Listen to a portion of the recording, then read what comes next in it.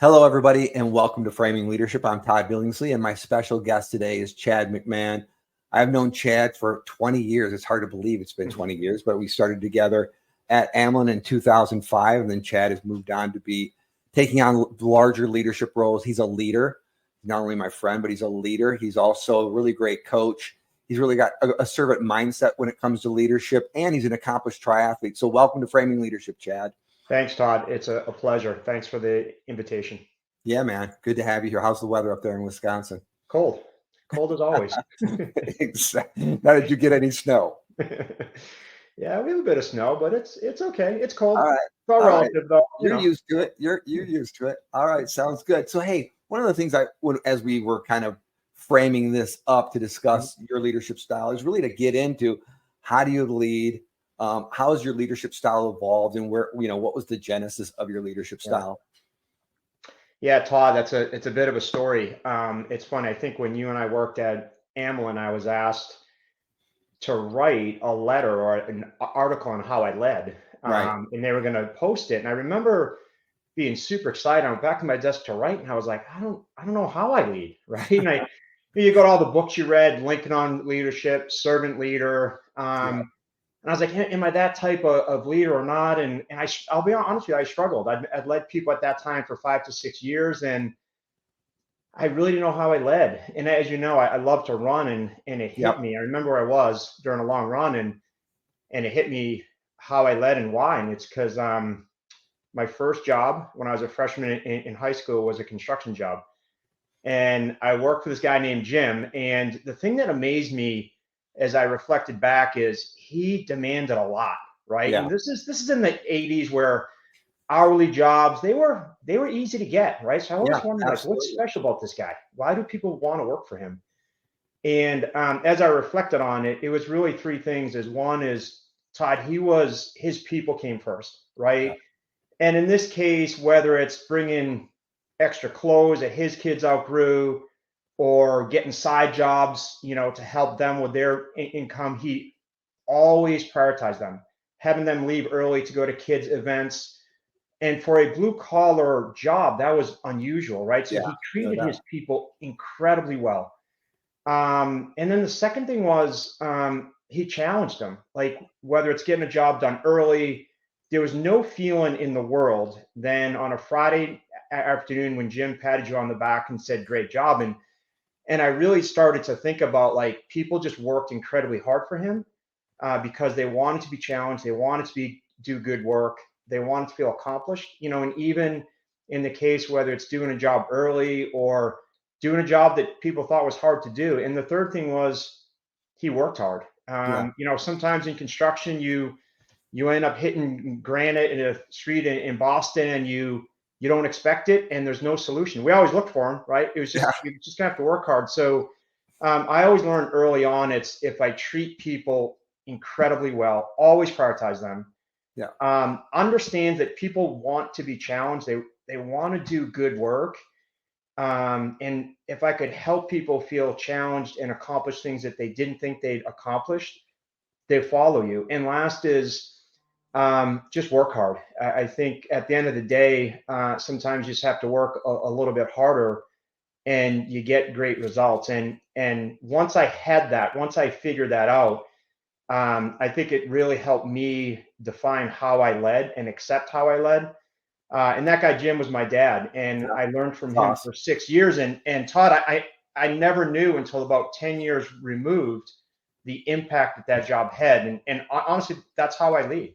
Yeah. That's awesome. Well, that's awesome. The lessons you learned from your father, plus you Absolutely. can take that into the world that you've been in for the last 20 plus years as a leader of people, a leader of teams. And you've kind of matured. You went from a district manager role at Amlin, and then you moved on to second line leaders where people are reporting to you, coaches are reporting to you, and you have a much bigger region and group of people who are reporting to you. When you think about your leadership style, but how do you build culture within your region? How did you go about building culture, Chad?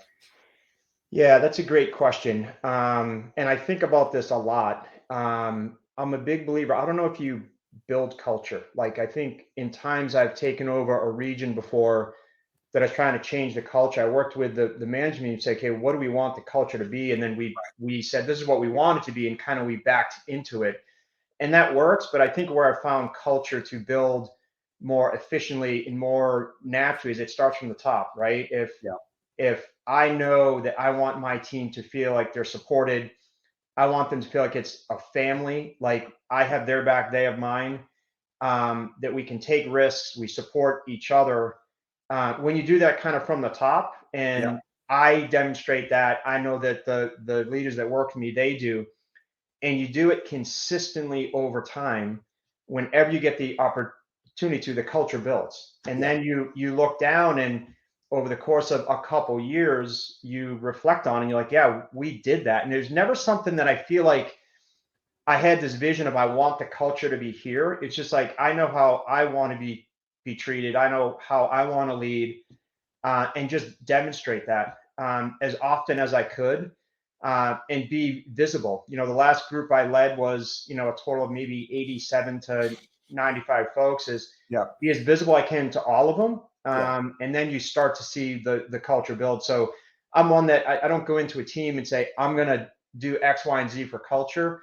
I try to lead the way that I think folks want to be led, and you demonstrate that, and your team does, and that's when kind of the magic happens. Yeah. Are there components that you believe in from a cultural standpoint? Yeah, I think it's people, and you'll hear me talk about that a lot. I think it's people want to be treated well. They want to be Yeah. respected. They want their voice to be heard, Yeah. right? So I think that people, the most important thing, as important as trust. Like if your team doesn't trust you or they don't trust the company, that's when the culture falls apart, right? So I think it's the people first. It's the trust. Like they have to know that you're giving them a safe space to, whether it's give ideas, whether it's complain, suggestions. When they trust in you and they know that you're there for them and you're there to help them be successful, you treat the people well, and you develop a component of trust. That all leads to this family environment that people just feel like they're part of something bigger than themselves. And I think at previous organizations, when we did that really, really well, the results speak for themselves, right? Because you treated them well. Yeah. I've often heard to in organization I was at, oh, we spoiled our reps. I'm like, no, we didn't spoil them. We treat them really well. And when you treat Right. people really well, Yeah. you get just a little bit more from them, and it's Yeah. a better working environment, right? And they're happier. Yeah. You led some large geographic areas. Now I've led some large geographic, but nothing like you've led in the last few years. Building culture in that, I had a chance when I was back at Beringer Ingelheim. We brought Mike Noonan, who's the soccer coach at Clemson, but he's also the U21 national champions. Clemson, congratulations, Coach Noonan. Won the national championship this year. I think this is his second, maybe third. But he has a fantastic program at Clemson that he's built. And when he's a U21 coach, right? We asked him about this because he was part of our coaching academy. Was how do you build culture when you only see people rarely? How do you build culture with people are across the United States, right? They're coming in from different parts. Yeah. What was your mindset around work? Because you covered from the Midwest all the way to the Pacific Northwest. How did you pull culture in? What were the things that you did intentionally to make sure that people felt part of this region? Yeah, great question. And actually, you didn't give me that one to prepare for, Todd. So I'm gonna. I know it. I mean, I'm sorry, bud. It's a good question. I think one is communicate often, right? I think we have the advantage now of Teams calls and where you can see folks and you can communicate. So I think part of it is now when I spanned, I think I had 4 different time zones, right? So that was hard to do, but I didn't let that deter me from getting in front of my team often, being clear with them on expectations and honest, right? So I think you start there so they can see it often.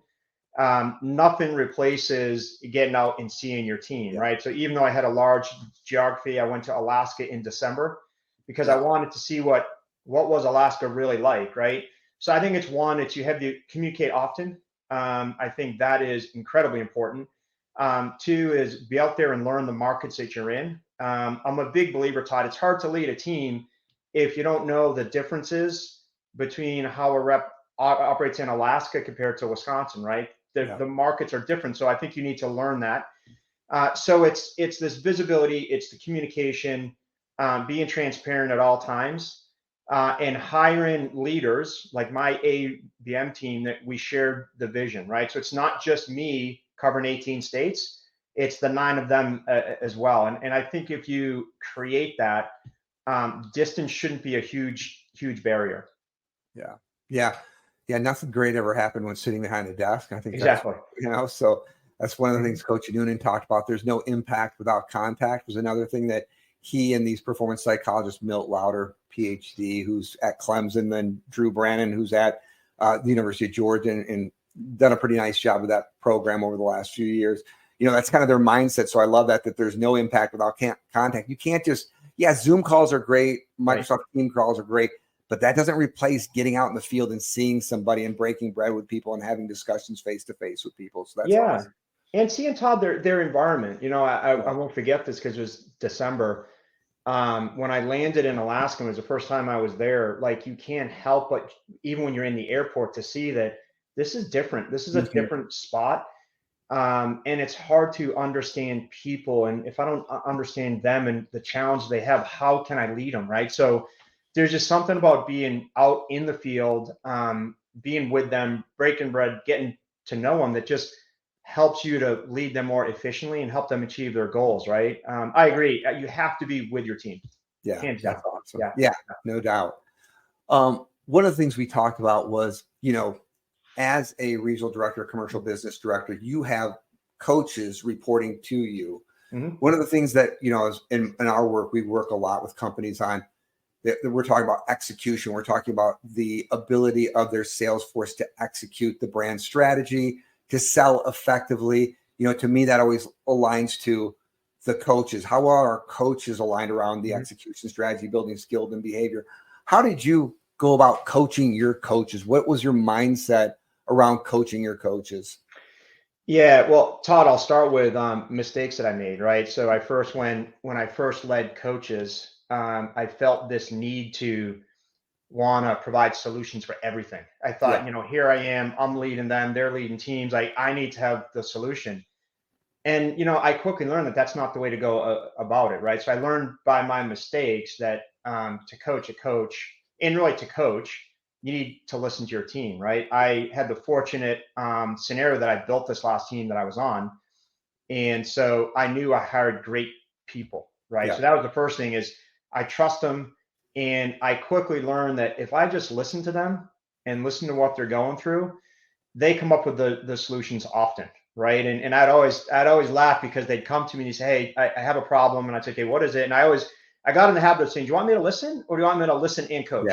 Yeah. And often it was listen in 99.9% of the time, and I'd coach 0.01, right? Because when you hire great people and you listen to them and really listen, I'd get off the phone and they would say, hey, Chad, that was great, thanks. And I would think to myself, I didn't do anything. Like, I listened, I asked a few good questions, and they came to the answer themselves, right? So I think one is when you do that, when you listen, and you hire good folks and you let them, you kind of get out of their way and you let them lead, great things happen.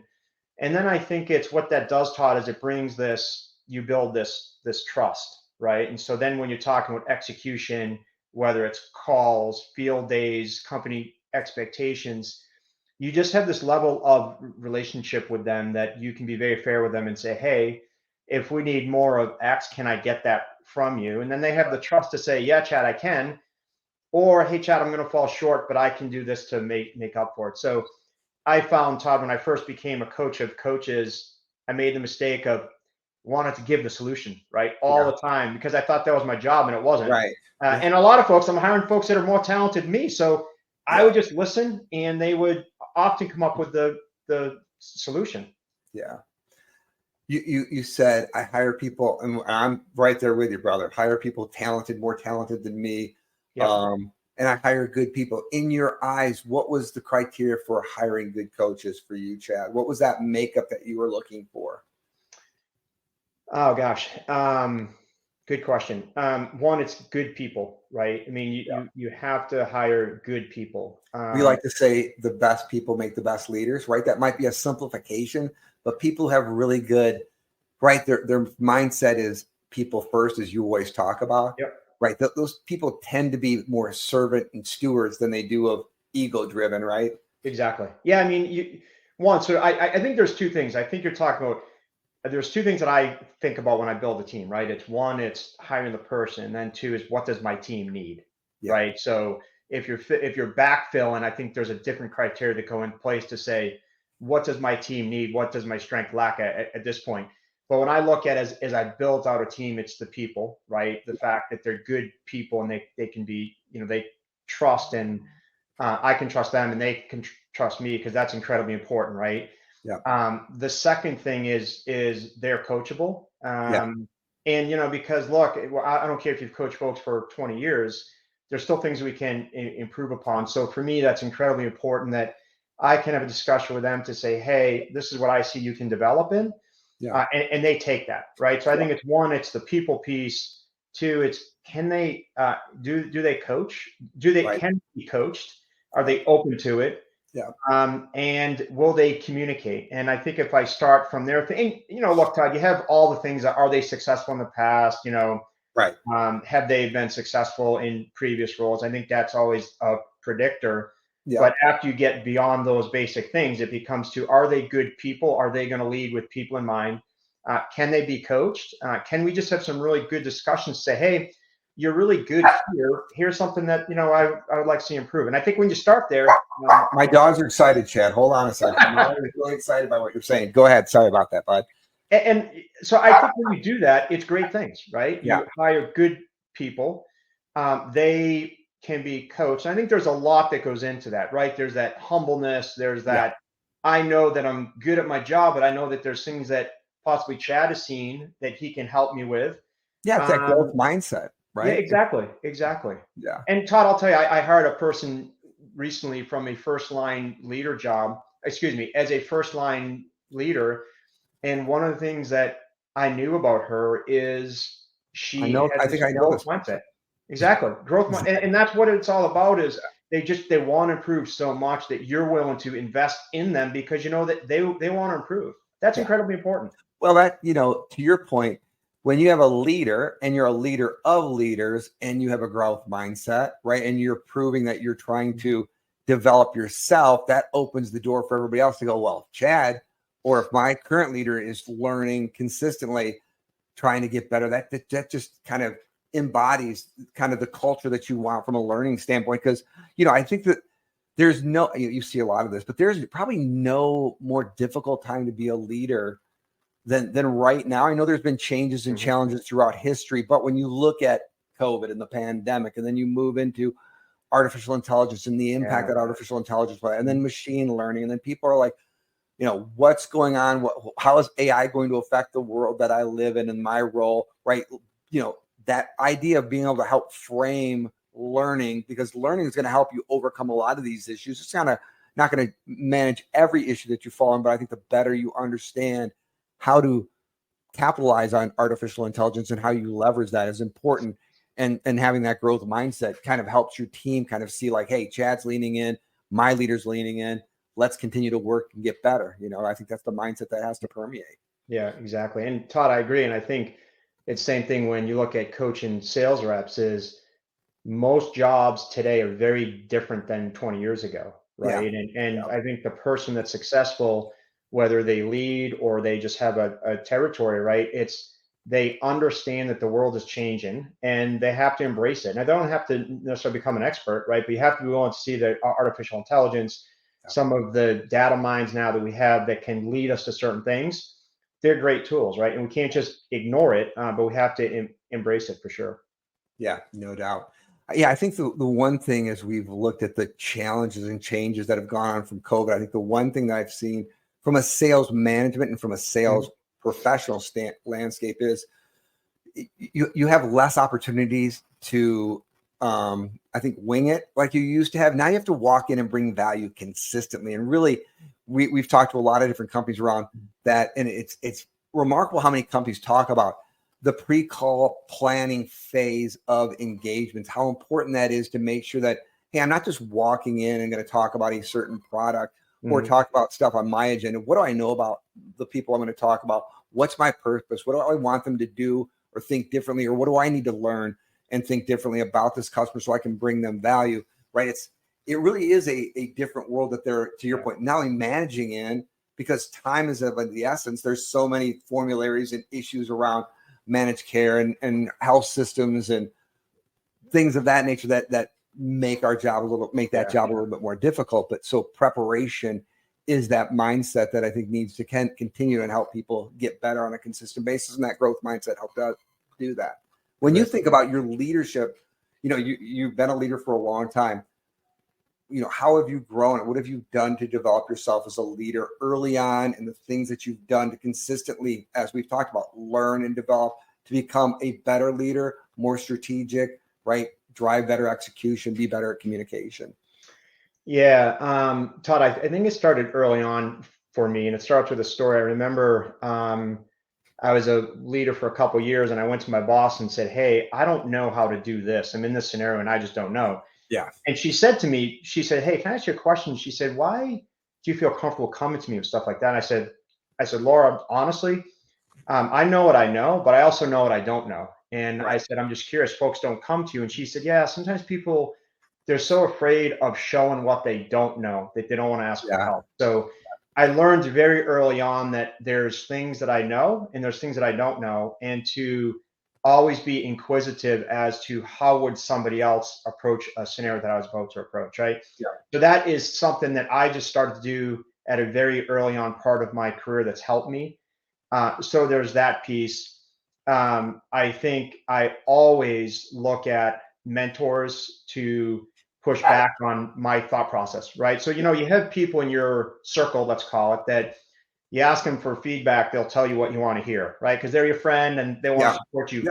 But I also think you have to have those folks that I have 2 or 3 in my life that I know if I ask them a question, they're not going to tell me what I need to hear. They're going to tell me what they think. And that gives me that real-time feedback to whether it's coached something differently going forward or an approach I took in the past that might not have been as effective, right? So it's those things, it's seeking the feedback. And there's so many tools, Todd, that we have. Yeah. Sit lead, DISC, growth mindset. You have all these tools. And I think sometimes we go through those trainings and we think, okay, I'm good. I've learned that. And then you mature over the years and you've changed, right? Yeah. And I can tell you on a DISC profile for years, I was a D, and I always thought I was a D. Yeah. And then 4 or 5 years ago, I retook it and I was an I. And that kind of taught me how I've changed the way I lead. I started to think about why I went from being a D to being more of a C. I may have said I, not an I, a C. Yeah, I could see you more as a C than I. Yeah, it was a C. That's where you fall. Definitely not an I. And a C, and you start to see like, okay, I always thought I was a D, but I know I'm much more of a C now. I'm process driven. I like to kind of sit back, take the temperature of a room first before I provide my input. So I think as you're always evaluating yourself and you're looking back as to trainings that you took, retake them, right? Don't be afraid to try the same thing again to see what you learn. And I think if you have that mindset and you're constantly evolving, that's how I've grown. Yeah. Yeah, that's funny. I mean, I think also about the size of the geographies that it probably made you become a C. You have had to analyze the territories and the players within those markets, right? Your team has done that, but you had to do that as well. So you could walk in and help be at least a sounding board of those things. So, I think sometimes the area or the environment that we're in forces you into, a different DISC quadrant. I mean, I've been, not shocking, an ID for pretty much an I. But then when COVID took over and I was leading a leadership and development program with 250 leaders and 30 regional directors and executive and VPs, that I'm working with and trying to support, I became an S. My mindset was like, how do I take care of these folks? Like, what do I need to do to make sure they're good? So my DISC profile actually went IS. So Yeah, so I was more of the, hopefully nurturing, trying to take care of people in the midst of a lot of chaos. Yeah. So when you think about one of the things we talked a little bit about is your desire, your dad, Jim, and the Yep. story you told. When did the light bulb come on and say, I want to be a leader, or a leader or a coach is where I want to go with my career? When did that happen, and why did that happen? Yeah, it's a good question. I never set out in my career when I started to say I want to do X, Y, and Z. Yeah, I always was of the mindset of do whatever job I was doing incredibly well. yeah, And there was just that sense of pride in being successful at whatever job I was doing. And so I think I'm a little bit unique. I think a lot of times folks go into a career path and they say, I want to do this job for a few years. And then if I do this job here, then that's going to lead me to this job. And that just wasn't my approach. yeah, So I think throughout my career, I concentrated on doing what my job was. And then as I started to see the impact that I had on other people, then the light bulb went off to say, wait a minute, I can not only be successful at my career, but I can help this person that I work beside be successful.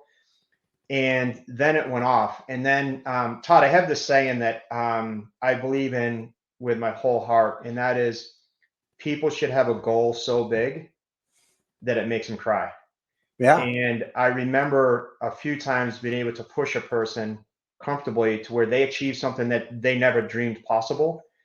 And when you see that light bulb go off for them, and you see like it didn't only change their it changed their professional life, their personal life, how they approach things. Once you see that light bulb go off, it completely changes the way you view leadership. And yeah, then you're like, I want to help more. Okay, if I had a team of 8, now I want to help 20, now I yeah, want to help 60. And yeah, it just drives you to see people be successful and do things that they never thought that they could do. And I think people should have goals so big that when they achieve it, it makes them cry. And I think when yeah, you've done that personally, it changes your entire life. And when you do it for people that work with you, you change yeah, theirs. There's no better feeling in the world than that. No yeah, better. no doubt.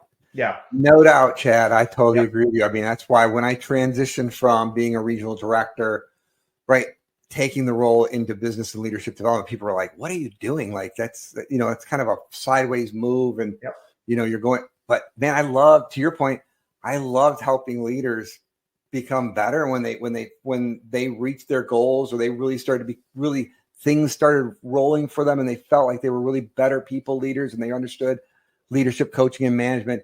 There's no better feeling than having somebody come back and go, man, I didn't think I could reach it. And in fact, I just had this moment not long ago where somebody said, like, you made me believe that I could be a leader, and this person's become a really great leader. And then we both know a friend of ours who I hired as a training person at Amlin. Mm-hmm. She went on to go to Dexcom and had a great career at Dexcom and just Yep. became the VP of sales at another company. So when you see people like achieve those goals, man, it's always, that's the thing that drives me, like it drives you, is the helping people to achieve their goals.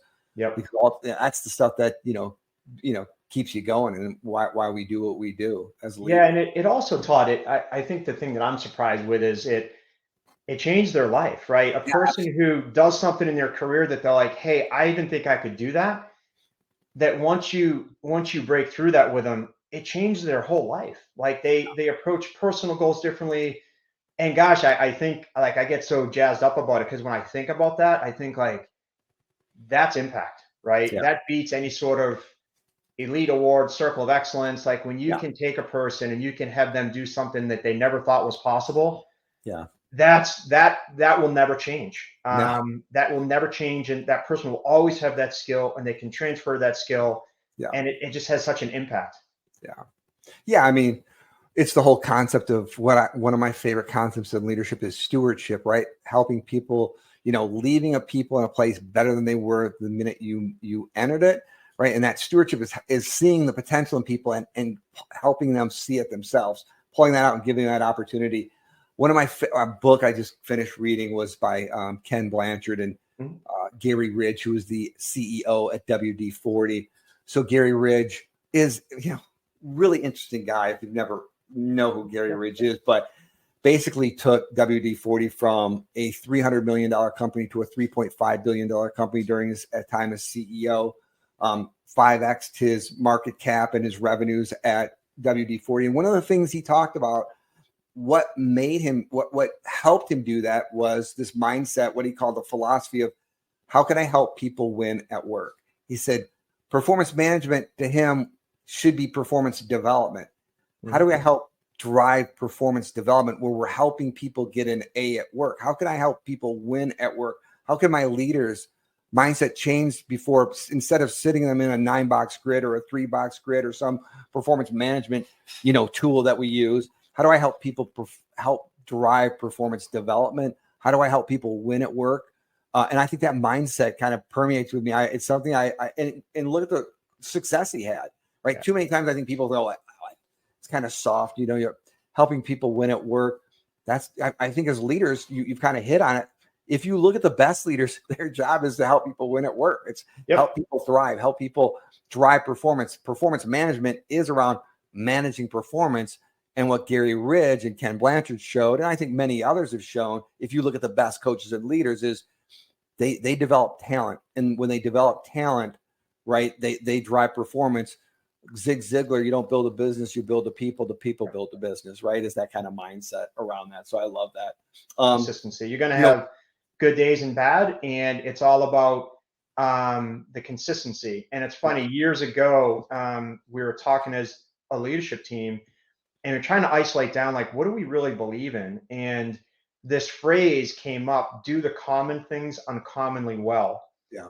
And that's become kind of the mantra that I have for my teams, because Todd, if you go on a Circle of Excellence trip, a President's trip, if you go to a finish line of a sporting event and you ask a person what was different, like, what did you do to achieve this big goal?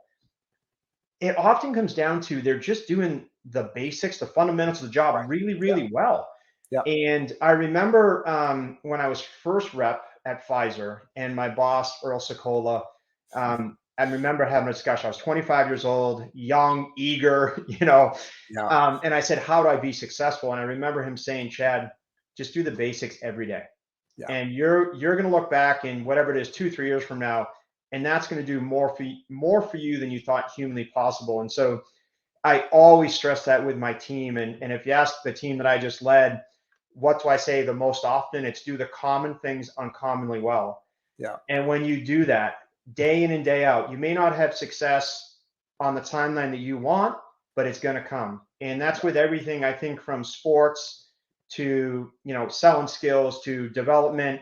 You concentrate on the basics and you do them day in and day out, you're going to be more successful. You're going to be successful more often as a result of that. I am a huge believer in that, for sure. Yeah.